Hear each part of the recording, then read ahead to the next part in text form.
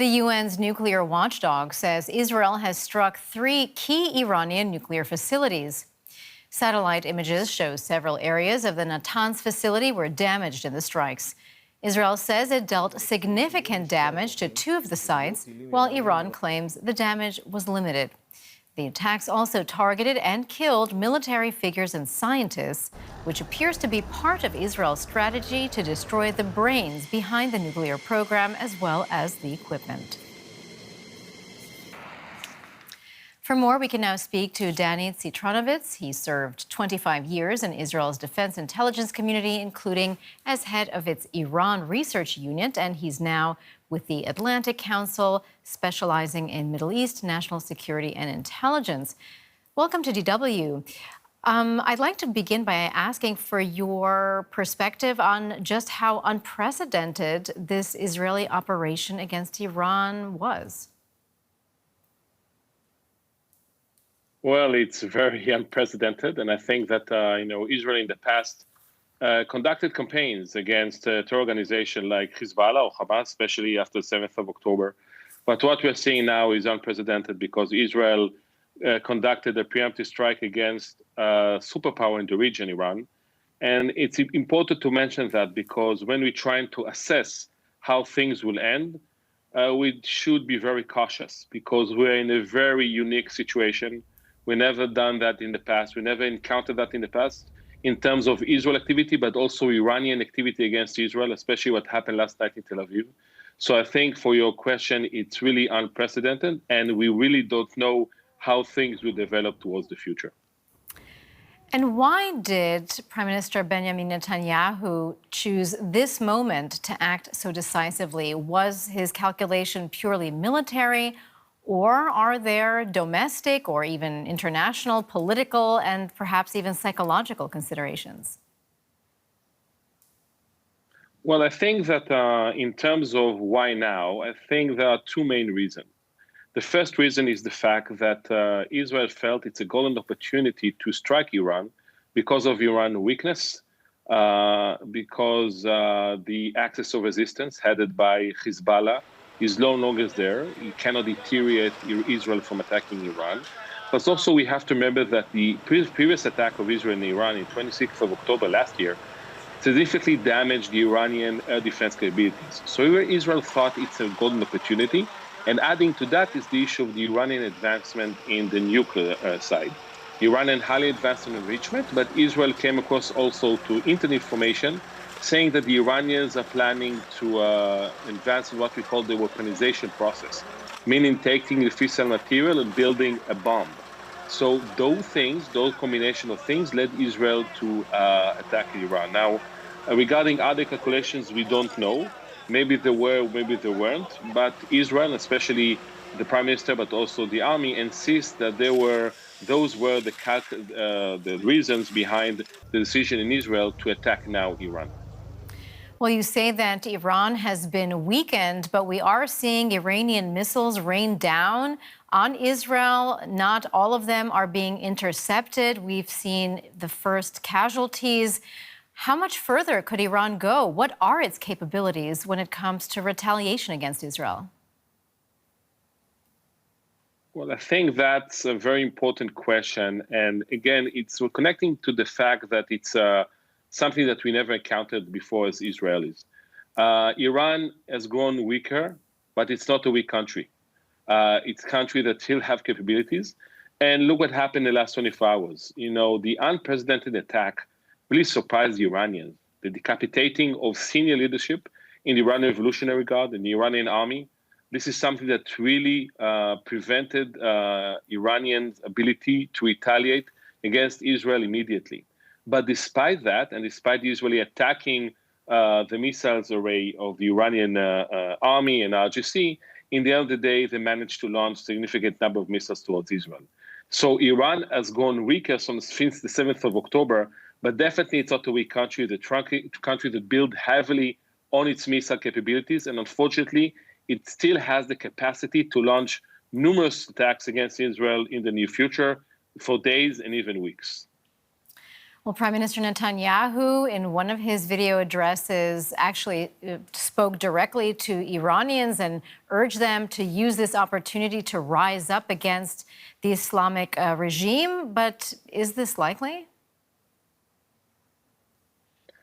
I have to say that I'm very skeptical of using military force in order to undermine the stability in Iran. Israel alone, and even if the US will join in. I think the regime has legitimacy problem. We have to emphasize on that, but it's still very strong. And we see that after the Israeli attacks, they're more or less rallying around the flag. And I think the chances of using that to topple the regime are quite slim. And I'll be very surprised to see that happening. Even if Israel will move to the second phase and attack energy sectors in Iran, I don't think it would change something in terms of the stability of the regime. So we have to be very cautious in what we are thinking that we can achieve from those strikes in Iran. Again, the regime is weak, but I don't think we have the ability now to topple it. Well, Netanyahu has also made clear that this operation or war, if we can call it, against Iran could take some time.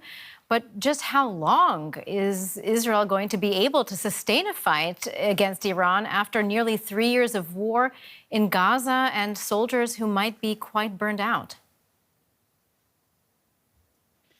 I think it's something that we have to relate to. And I think the biggest danger, and I think in connection to your important question, is that we'll find ourselves in what we call war of attrition with Iran. Israel has a lot to lose in countering a country with a big country, 80 million people, that has the ability, has the resilience to sustain Israeli attacks. And I think what Israel needs to do, it needs to push forward towards stopping the war, finding a political solution in a way that it will secure its major achievements already achieved in terms of the command and control, hitting the Iranian missile array, and, of course, damaging the Iranian nuclear facilities and killing the Iranian scientists. But if we want to do that, if we want to secure that, we have to make sure that the war will end soon. So this is why I think instead of expanding the war, Israel needs to think how to close the war, how to find the closing mechanism together with the US, with other Western countries, because if not, and we're coming into war of attrition, we'll pay every price. We have to remember that Israel is already paying a price in terms of the economy, the airfields are closing, the airports are closed, people are not going to work, there's no schools. And if we'll find ourselves in attrition, it will be very hard to return back to normal life in Israel, especially after so many months and even years after the 7th of October. So I think it's a very important question and we have to relate to. That was Citrinowicz from the Atlantic Council. Many thanks indeed for all of your insights. For more on this, let's bring in Nawaf Al-Thani. He is a writer and lecturer in international relations and defense and joins us from Qatari capital Doha. Nice to have you on, sir. Not surprisingly, Iran has retaliated against Israel's strikes by launching dozens of missiles. How far could this conflict escalate? Well, unfortunately, Michael, this is just the beginning, and I think it will continue to escalate even further if there is no off-ramp. And the only off-ramp right now that many in this side of the Gulf, the Arab Gulf countries especially, view is through dialogue, negotiations, going back to the table that, by the way, they were supposed to, the US and Iran, I mean, were supposed to meet there tomorrow in Oman. And I think other than that, this is just starting, unfortunately. It could escalate even further. You mentioned the U.S. The U.S., of course, has considerable influence on Israel, but that might not have been the case here. How can Iran trust Washington now when it comes to potentially ongoing talks on a nuclear deal? Well, trust is the word of the day, unfortunately, and it doesn't help the situation that 48 hours before the next round, Israel decided to strike. The United States, obviously, we understand, is playing a balancing act. It does believe that escalation is not in America's interest, but it also has to stand by its ally and shows support. So that delicate balancing game, unfortunately, while it is there and it is a reality, also we have to realize it is unsustainable, and it can't be sustained for a long period of time, lest the U.S. is seen as actually being a part of the attacks on Iran, and therefore also putting its own interest in danger, unfortunately. It bears repeating, Israel was extremely successful in eliminating many of Iran's military and scientific leaders. Explain to us in practical terms how much this weakens Iran. Well, in practical terms, it is unclear. I mean, in all honesty, it could have just set back Iran a few months, which if that was the goal of Israel, then it did not achieve the goal. But also the goals of Israel has been shifting, and that also puts, we mentioned the US, in a bind, because it started with Iran is just months away from a nuclear weapon, which we haven't seen a lot of evidence showing that. Yes, there is enrichment, there are concerns. The Arab Gulf states don't want to see a nuclear Gulf, whether Iran or otherwise, but nuclear bomb, that didn't seem imminent. But even then, and I've written down a couple of points, it went from nuclear weapon, close to nuclear weapon, to decapitation of military hierarchy, to regime change last night by the Prime Minister of Israel, said it clearly. And this morning, Fox News had a source in the Israeli military said the reason we struck is because we believe that Iran could develop 8,000 long-range ballistic missiles in 2 years. So it seems like the story is also shifting, which is quite concerning, I think. So are we now likely to see Tehran walk away from any talks and, in fact, ramp up their nuclear efforts? Unfortunately, that is a risk.